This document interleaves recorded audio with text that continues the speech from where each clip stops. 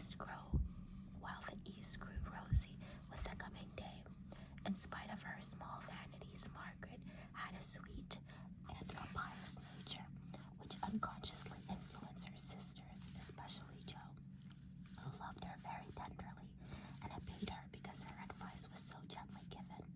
"Girls," said Meg seriously, looking from the tumbled head beside her to the two little nightcapped ones in the room beyond, "Mother wants us to read and love and mind these books, and we must begin at once.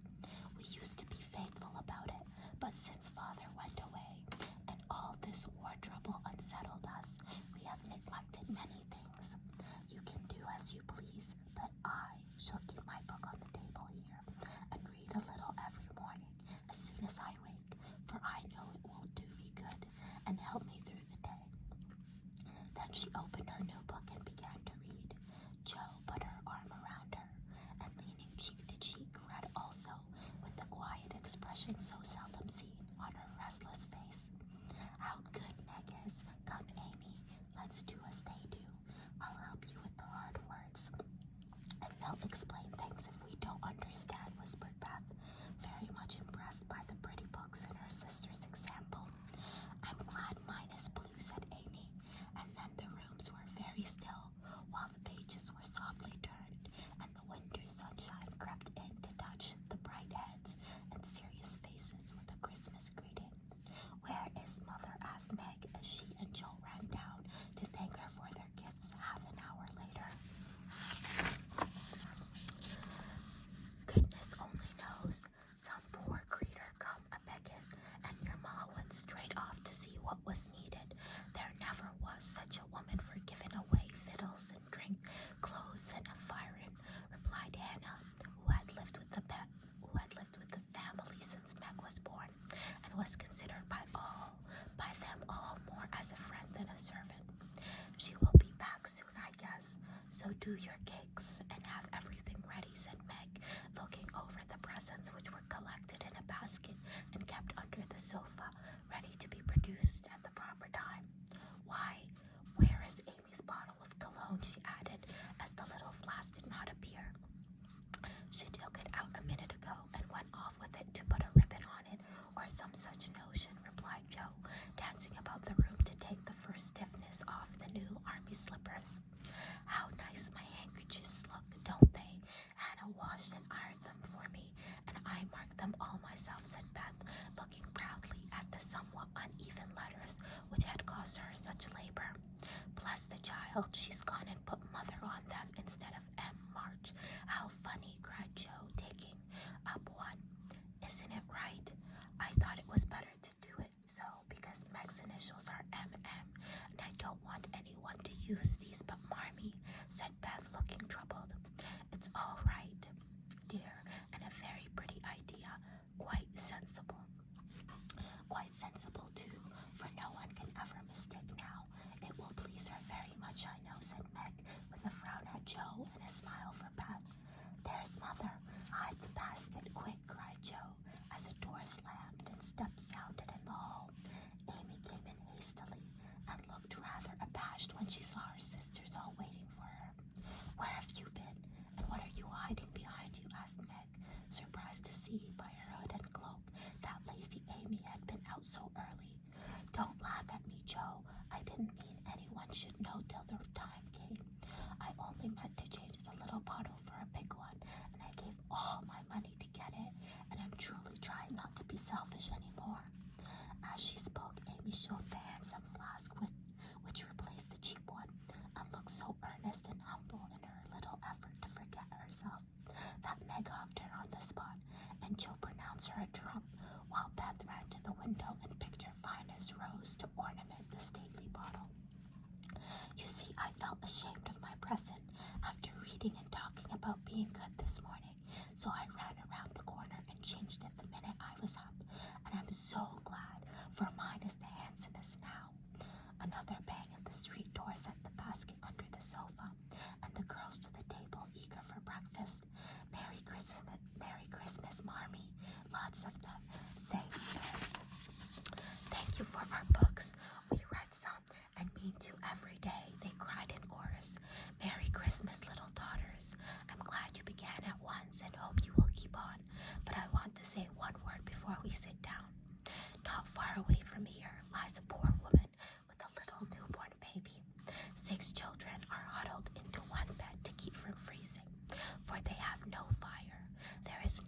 eat over there, and the oldest boy came to tell me they were suffering hunger and cold.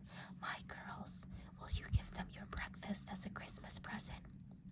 They were all unusually hungry, having waited nearly an hour, and for a minute no one spoke. Only a minute, for Joe exclaimed impetuously, "I am so glad you came before we began. May I go and help carry the things to the poor little children?" said Beth eagerly. "I shall take the cream and the muffins," added Amy, heroically giving up the articles she most liked. Meg was already covering the buckwheats and piling the bread into one big plate. "I thought you'd all do it," said Mrs. March, smiling as if satisfied. "You shall all go and help me, and when we come back we shall have bread and milk for breakfast and make it up at dinner time." They were soon ready, and the procession set out. Fortunately, it was early, and they went through back streets, so few people saw them, and no one laughed at the funny party. A poor, bare, miserable room it was, with broken windows, no fire, ragged bedclothes, a sick mother, wailing baby, and a group of pale, hungry children cuddled under one old quilt, trying to keep warm. How the big eyes stared, and blue lips smiled as the girls went in. "Ach, mein Gott, it is good angels come to us," said the poor woman, crying for joy. "Funny angels in hoods and mittens," said Joe, and set them laughing. In a few minutes it really did seem as if kind spirits had been at work there. Hannah, who had carried wood, made a fire, and stopped up the broken panes with old hats and her own shawl. Mrs. March gave the mother tea and gruel, and comforted her with promises of help, while she dressed the little baby as tenderly as if it had been her own. The girls, meanwhile, spread the table, set the children round the fire, and fed them like so many hungry birds, laughing, talking, and trying to understand the funny broken English. "Das ist gut, der Angel Kinder," cried the poor things, as they ate and warmed their purple hands at the comfortable place. The girls had never been called angel children before, and thought it very agreeable, especially Joe, who had been considered a Sancho ever since she was born. That was a very happy breakfast, though they didn't get any of it. And when they went away, leaving comfort behind, I think there were not in all the city 4 merrier people than the hungry little girls who gave away their breakfasts and contented themselves with bread and milk on Christmas morning. "That's loving our neighbor better than ourselves, and I like it," said Meg, as they set out their presents, while their mother was upstairs collecting clothes for the poor Hummels. Not a very splendid show, but there was a great deal of love done up in the few little bundles, and the tall vase of red roses, white chrysanthemums, and trailing vines, which stood in the middle, gave quite an elegant air to the table. "She's coming. Strike up, Beth. Open the door, Amy. 3 cheers for Marmee," cried Joe, prancing about while Meg went to conduct Mother to the seat of honor. Beth played her gayest march. Amy threw open the door, and Meg enacted escort with great dignity. Mrs. March was both surprised and touched, and smiled with her eyes full as she examined her presents and read the little notes which accompanied them. The slippers went on at once. A new handkerchief was slipped into her pocket, well scented with Amy's cologne. The rose was fastened in her bosom, and the nice gloves were pronounced a perfect fit. There was a good deal of laughing and kissing and explaining in the simple, loving fashion which makes these home festivals so pleasant at the time, so sweet to remember long afterward, and then all fell to work. The morning charities and ceremonies took so much time that the rest of the day was devoted to preparations for the evening festivities. Being still too young to go often to the theater, and not rich enough to afford any great outlay for private performances, the girls put their wits to work, and necessity being the mother of invention, made whatever they needed.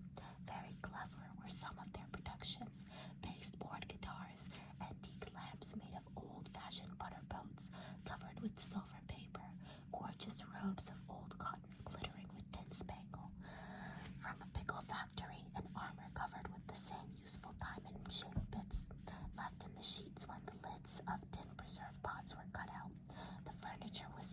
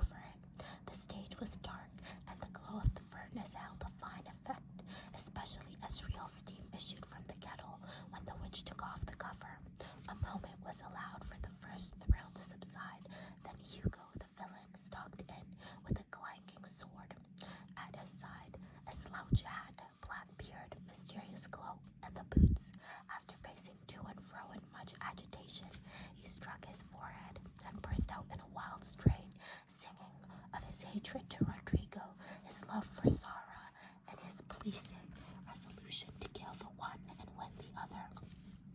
The gruff tones of Hugo's voice, with an occasional shout when his feelings overcame him, were very impressive, and the audience applauded the moment he paused for breath.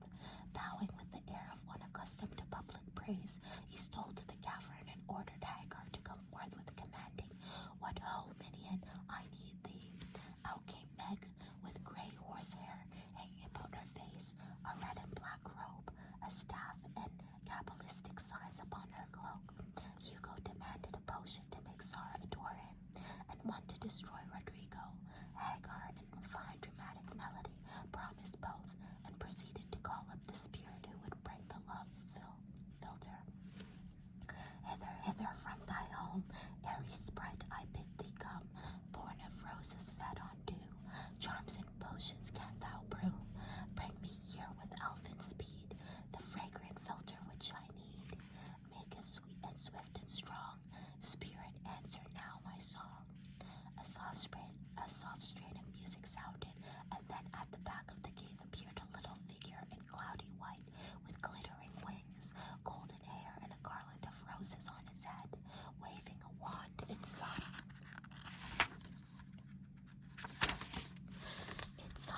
"Hither I come from my airy home, afar in the silver moon. Take this magic spell, oh use it well, or its power will vanish soon." And dropping a small gilded bottle at the witch's feet, the spirit vanished. Another chant from Hagar produced another apparition, not a lovely one, for with a bang an ugly black imp appeared, and having croaked a reply, tossed a dark bottle at Hugo, and disappeared with a mocking laugh. Having warbled his thanks and put the potions in his boots, Hugo departed, and Hagar informed the audience that, as he had killed a few of her friends in times past, she had cursed him, and intends to thwart his plans and be revenged on him. Then the curtain fell, and the audience reposed and ate candy while discussing the merits of the play. A good deal of hammering went on before the curtain rose again, but when it became evident what a masterpiece of stage carpentering had been got up, no one murmured at the delay. It was truly superb. A tower rose to the ceiling. Halfway up appeared a window with a lamp burning at it, and behind the white curtain appeared Sarah in a lovely blue and silver dress, waiting for Rodrigo. He came in gorgeous array, with plumed cap, red cloak, chestnut love locks, guitar, and the boots, of course. Kneeling at the foot of the tower, he sung a serenade in melting tones. Sarah replied, and after a musical dialogue consented to fly. Then came the grand effect of the play. Rodrigo produced a rope ladder with 5 steps to it, threw up one end, and invited Sarah to descend. Timidly she crept from her lattice, put her hand on Rodrigo's shoulder, and was about to leap gracefully down when, alas for Sarah, she forgot her train. It caught in the window, the tower tottered, leaned forward, fell with a crash, and buried the unhappy lovers in their ruins. A universal shriek arose as the russet boots waved wildly from the wreck, and a golden head emerged, exclaiming, "I told you so, I told you so." With wonderful presence of mind, Don Pedro, the cruel sire, rushed in, dragged out his daughter with a hasty aside. "Don't laugh, act as if it was all right," and ordering Rodrigo up, banished him from the kingdom with wrath and scorn. Though decidedly shaken by the fall of the tower upon him, Rodrigo defied the old gentleman and refused to stir. This dauntless example fired Sarah. She also defied her sire, and he ordered them both to the deepest dungeons of the castle. A stout little retainer came in with chains and led them away, looking very much frightened, and evidently forgetting the speech he ought to have made. A third act was the castle hall, and here Hagar appeared, having come to free the lovers and finish Hugo. She hears him coming and hides, sees him put the potions into 2 cups of wine, and bid the timid little servant bear them to the captives in their cells, and tell them I shall come anon. The servant takes Hugo aside to tell him with something, and Hagar changes the cups for 2 others which are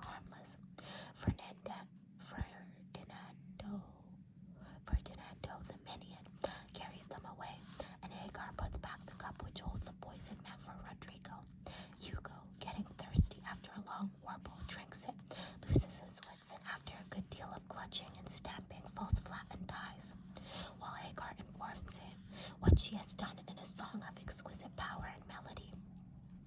This was a truly thrilling scene, though some persons might have thought that the sudden tumbling down of a quantity of long hair rather marked the effect of the villain's death.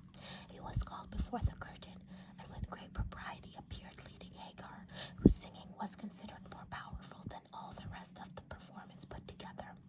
Act 4 displayed the despairing Rodrigo on the point of stabbing himself, because he had been told that Sarah had deserted him. Just as the dagger is at his heart, a lovely song is sung under his window, informing him that Sarah is true, but in danger, and he can save her if he will. A key is thrown in which unlocks the door, and in a spasm of rapture he tears off his chains and rushes away to find and rescue his lady love. Act 5 opened with a stormy scene between Sarah and Don Pedro. He wishes her to go into a convent, but she won't hear of it, and after her touching appeal is about to faint when Rodrigo dashes in and demands her hand. Don Pedro refuses because he is not rich.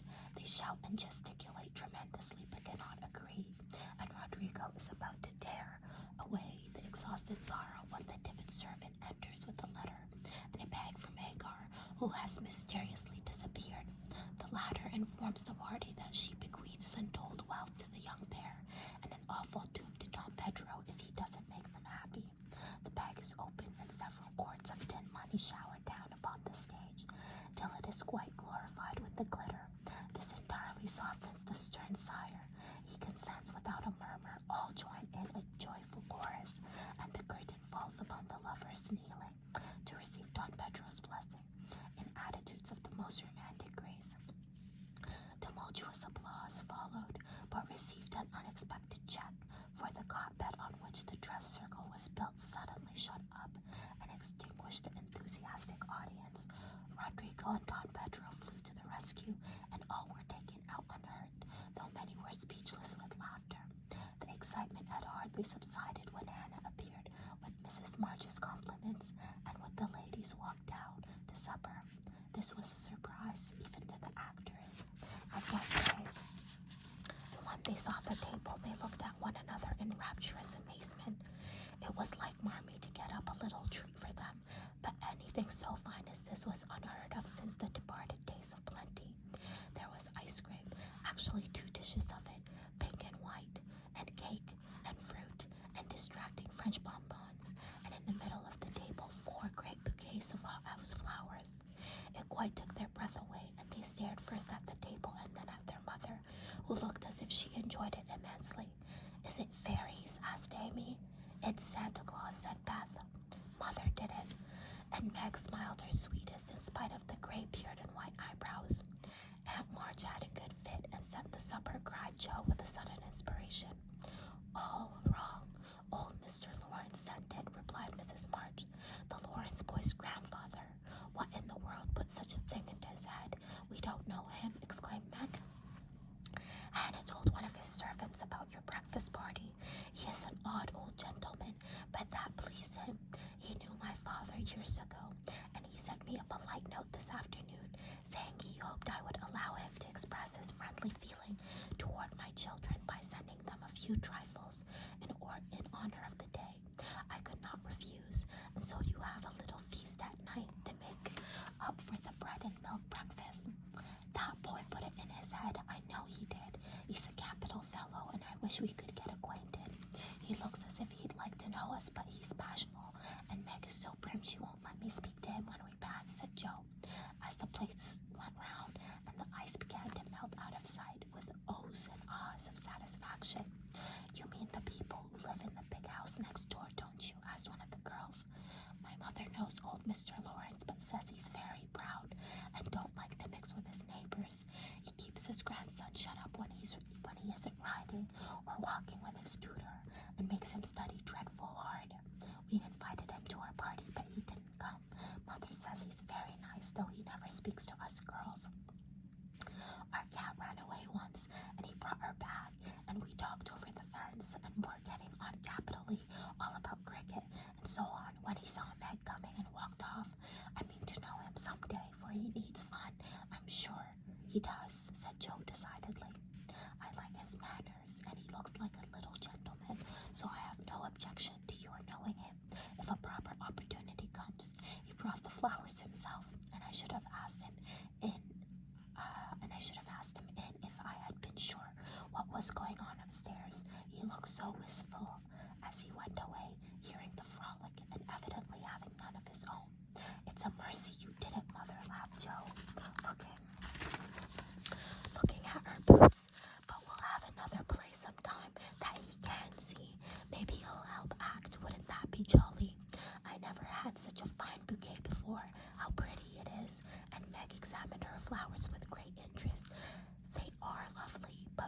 roses are sweet.